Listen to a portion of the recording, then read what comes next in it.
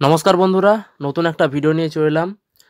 তো TET pass মানেই চাকরি নয়, এই যে একটা বক্তব্য যেটা পর্ষদ সভাপতি গৌতম পাল এই বক্তব্যটা দিয়েছিল। তো এই বক্তব্যের উপর ভিত্তি করে কিন্তু একাধিক প্রশ্ন উঠছে চাকরি প্রার্থীরা কিন্তু একাধিক প্রশ্ন করছে। কি কি প্রশ্ন করছে চাকরি প্রার্থীরা? যে টেট পাস মানে যদি চাকরি না হয় তাহলে আমরা টেট পরীক্ষা দিয়ে কি করব? টেট পরীক্ষা দিয়ে আমাদের কি লাভ হবে? টেট পরীক্ষা দেবই বা কেন?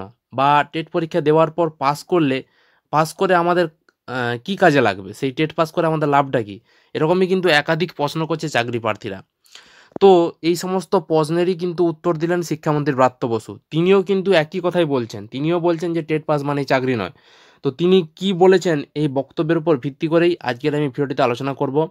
তো তিনি স্পষ্ট করে দিয়েছেন চাকরি প্রার্থীদেরকে যে টেট আর চাকরি এই দুটো কিন্তু তিনি আলাদা করে প্রার্থীদেরকে বুঝিয়ে দিয়েছেন। তো তিনি কি বলেছেন তার বক্তব্যটা আমি পুরোপুরি ভিডিওতে আলোচনা করব। তো রিকোয়েস্ট হলো অবশ্যই তোমরা ভিডিওটি সম্পূর্ণ দেখতে থাকো। তো আমরা মূল বক্তব্যটা শোনার আগে আমরা ঘটনাগুলো দেখে নিই যে 2016 সালে প্রাইমারি পরীক্ষা হয়েছিল। 2016 সালের পর থেকে কিন্তু প্রাইমারি কোনো রকম পরীক্ষা নেওয়া হয়নি। তারপর বিভিন্ন রকম আইনি জটিলতা থাকে। তারপর কোনো রকম নিয়োগ হয়নি, কোনো রকম পরীক্ষা হয়নি। তারপর আমরা কি দেখতে পেলাম? 2016 পর ঠিক 5 বছর পর 2022 সালে একটা টেট পরীক্ষা নেওয়া হয়। 2016 পর 5 বছর পেরিয়ে যাওয়ার পর 2022 টেট পরীক্ষা নেওয়া হয়। তো তখন প্রথম নতুন পর্ষদ সভাপতি বসে। পর্ষদ সভাপতি চেয়ারে কে বসেন? গৌতম পাল। তো গৌতম পাল বাবু সভাপতি চেয়ারে বসেই তিনি কিন্তু অনেক রকম চমক দেখান প্রার্থীদের। তিনি কি চমক দেখান? তিনি সাংবাদিকদের সামনেই বক্তৃতা দেন। সাংবাদিকদের সামনে তিনি বলেন যে এবার থেকে প্রতি বছর টেট হবে, প্রতি বছর এনসিটির গাইডলাইন মেনে প্রতি বছর বছরে দুবার করে টেট হবে, নিয়োগ হবে। তিনি কিন্তু পরিষ্কার বলেছিলেন। তো এখানে আমি একটা প্রশ্ন করব যে এই 5 বছর ধরে তাহলে পরীক্ষা হলো না কেন? তখন কি এনসিটির গাইডলাইন ছিল না?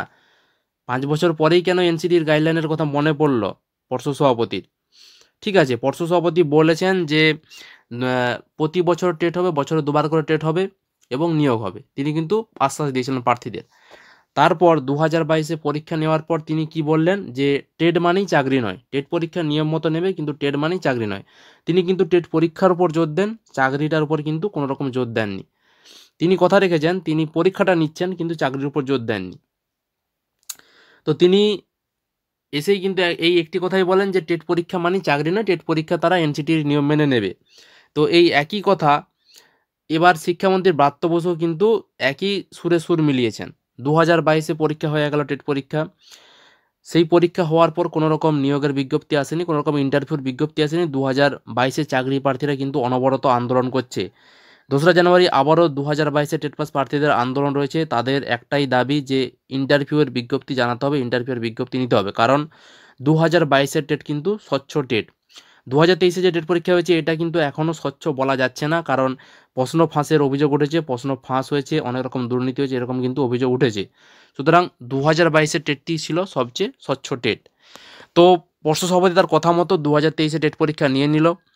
2022 টেট পরীক্ষা হয়েছে, 2023 টেট পরীক্ষা হলো, কিন্তু নিয়োগের কোনো রকম ধারে কাছেই যায়নি কিন্তু কেউই। পর্ষদ সভাপতি, শিক্ষামন্ত্রী, পর্ষদের উপসচিব কেউই কিন্তু নিয়োগের ধারে কাছে যায়নি। তারা কিন্তু বারবার একই কথা বলছেন যে টেট পাস মানেই চাকরি নয়। তো এইরকম সাংবাদিকদের মুখোমুখি হয়ে এরকম বক্তব্য দেওয়ার পর চাকরি প্রার্থীরা কিন্তু একটাই প্রশ্ন করছেন যে টেট পাস মানে যদি চাকরি না হয় তাহলে টেট পাস করবো কেন আমরা? টেট পাস করে আমাদের কী লাভ হবে? বা টেট পরীক্ষাটাই দেবো কেন? টেট পরীক্ষা নিলে তো পর্ষদের লাভ, প্রার্থীদের কী লাভ? এরকমই কিন্তু প্রশ্ন করছেন চাকরি প্রার্থীরা।